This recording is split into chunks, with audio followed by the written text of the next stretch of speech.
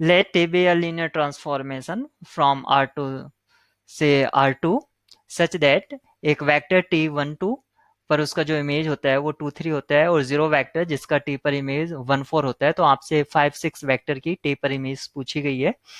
तो जब भी इस तरह का लीनियर ट्रांसफॉर्मेशन आपको गिवन हो और उसके कुछ वेक्टर का इमेज भी गिवन हो और एक पर्टिकुलर वेक्टर का आपसे इमेज पूछा जाए, तो इस टाइप के क्वेश्चन को अगर आप पूरे प्रोसेस से करेंगे तो काफी टाइम लग जाता है, लेकिन यहाँ पर हमें पूरे प्रोसेस से नहीं, हमें इसका आंसर निकालना है।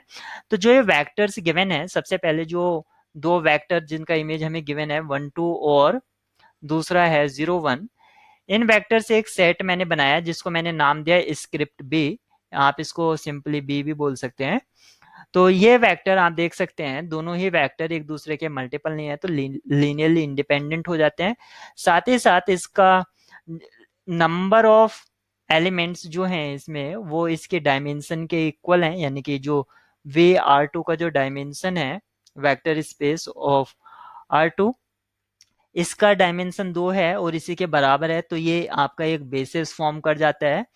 और जब बेसिस फॉर्म कर जाता है तो इसकी हेल्प से हम जो भी ये आपके डोमेन का जो एलिमेंट है उसको हम इनके लीनियर कॉम्बिनेशन में लिख पाएंगे और लीनियर कॉम्बिनेशन के हेल्प से एक सिस्टम जनरेट हो जाता है। तो जो सिस्टम जनरेट हो पाता है क्योंकि इसको लिख पाते हैं तो यानी कि ये लीनियर कॉम्बिनेशन होगा इनका। तो इसके हेल्प से यहाँ पर हम लिख पाएंगे 1 2, इनको कॉलम वाइज ले लेंगे 0 1, और ये लीनियर कॉम्बिनेशन है तो इससे अगुमेंटेड मैट्रिक्स हमने फॉर्म किया। अब हम देखेंगे इसका सॉल्यूशन, तो ये इक्विवेलेंट मैट्रिक्स होगा 1 0 5, और ये हो जाएगा यहाँ पर 2 से मल्टीप्लाई कराएंगे, सब्ट्रैक्ट कराएंगे 0, 2 से मल्टीप्लाई कराएंगे तो 0 1, और 5 2 10 -4। तो ये हो गया है। तो यहाँ पर x2 का जो वैल्यू है, अब इसको आप अल्फा बोलिए या x2, जो भी आपको यहाँ पर वेरिएबल या कोएफिशिएंट लेना है वो कुछ जो भी ले सकते हैं।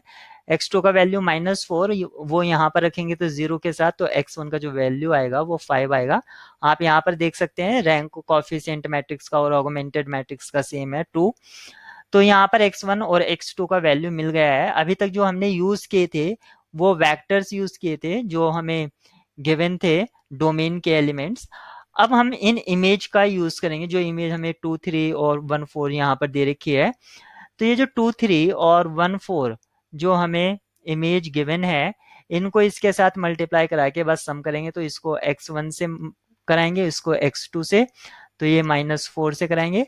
तो इसका जो फर्स्ट एलिमेंट आएगा वो 10 आएगा और यहाँ से जो फर्स्ट एलिमेंट आएगा -4, जब दोनों को प्लस कराएंगे तो फर्स्ट एलिमेंट जो जनरेट होगा वो 10 -4 यानी कि 6 आएगा। अब आप देख सकते हैं यहाँ 6 सिर्फ यहाँ पर है, सेकेंड एलिमेंट क्या आएगा वो भी आप कंफर्म कर सकते हैं। 5 3 15 -4 4 16 -1 आएगा। तो आप देख सकते हैं, बाकी आपको यहाँ से ही पता चल गया।